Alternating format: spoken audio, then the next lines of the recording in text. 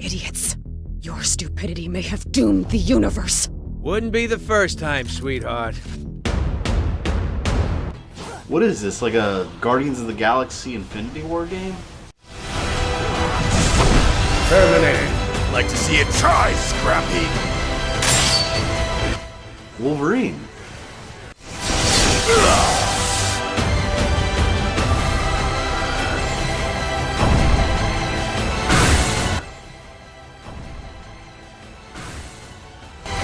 If we want to survive here, we do it as a team.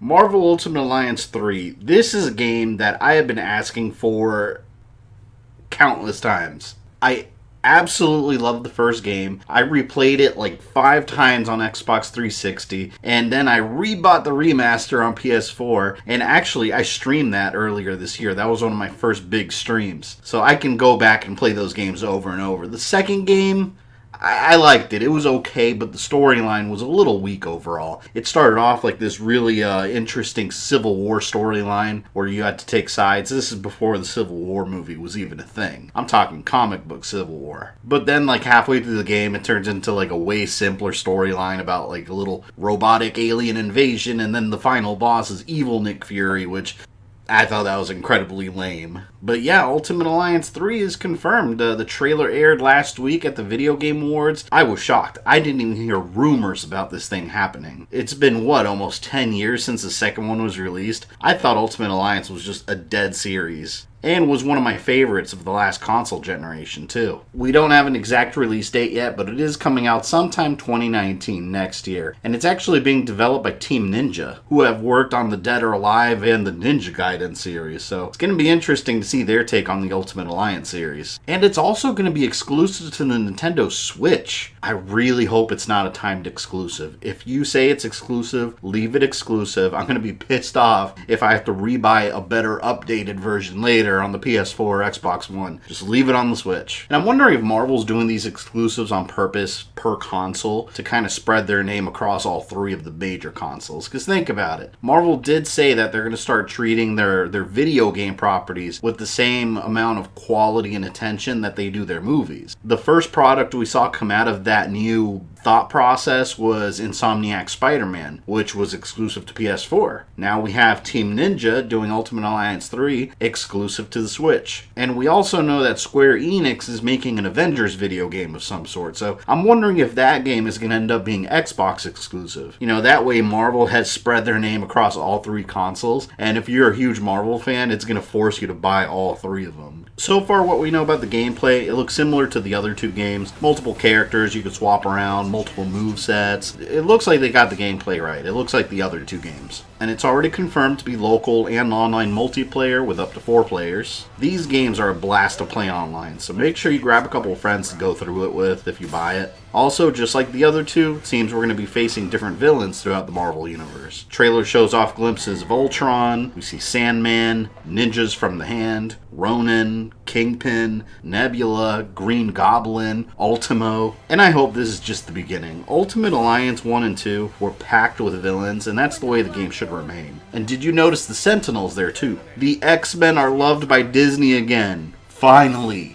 The X-Men have been taking such a backseat to everything, and you could bet that the only reason they're in here now is because Disney bought 20th Century Fox. And while I'm looking forward to this game, I'm cautiously optimistic. I'm not going to get overly excited about it because there are some things about the trailer that made me, I don't know if I like that. First off, the graphics. Now, I want to make it clear, graphics aren't everything. I've played games with shitty graphics that are great. I've played games with amazing graphics that are garbage. But having said that, I don't really like the graphics style they went with in this. It looks very simple, very safe, very bright and cartoony, and I'm sure that's the style they were aiming for, but I really like the more realistic graphics from Part 2. I thought overall that looked way better. But here's where I really have an issue. It's another Infinity Gauntlet story. I get it. Infinity War came out, it's a popular storyline now, but how many times do we have to experience the story? If you look up online how many games based on the Infinity Gauntlet event came out, you'd be surprised. More recently, we just had Marvel vs. Capcom Infinite. We had the Infinity War movie, and now Ultimate Alliance 3 Infinity Gems. Here we go again. There's other stories in the Marvel Universe besides the Infinity Gauntlet story. For example, Secret Wars is another one that was huge and took over the entire Marvel Universe. Why don't you do something like that? You don't have to do what's popular in the movies every single time. And speaking of the movies, this game feels like a huge advertisement for the MCU, the Marvel Cinematic Universe. And this is the same reason I didn't care for the roster in Marvel vs. Capcom Infinite. I'll be repeating myself, so I'm just going to play the clip of what I said in my Marvel vs. Capcom Infinite review, because it's exactly what I'm about to say now. Another pet peeve I have is when movie adaptations start influencing everything else. And the Marvel roster is so heavily inspired by the Marvel Cinematic Universe that it couldn't be more obvious. What about lesser known characters that never get any love, like Moon Knight? The other two games were filled with unknown characters at the time. You had Moon Knight, you had Songbird, who ended up becoming one of my favorites, and I always had her on my team. Iron Fist and Luke Cage, who back then were not in the public eye. The general public had no idea who those characters were before Netflix. And look at the last shot in the Ultimate Alliance 3 trailer. It's so Disney MCU safe. We've got the Guardians, we've got the Avengers, and Spider-Man. Now, having Wolverine in there's a huge plus. Thank you for that. That I appreciate. And I am surprised to see Crystal and Lockjaw there, which means we might see more Inhumans, which shocks me because the series ABC tried was beyond awful. So I'm surprised Disney wants to touch the Inhumans with a 10-foot pole. But looks like they're in there. And I'm really hoping they keep the tradition of having unknown characters pop up too. The movies don't have to oversaturate every single Marvel product that comes out. I plan to get this game, and I'm going to keep up with all the updates that come out for it before release. Like I said, hopefully it's not just a big Infinity War cash-in.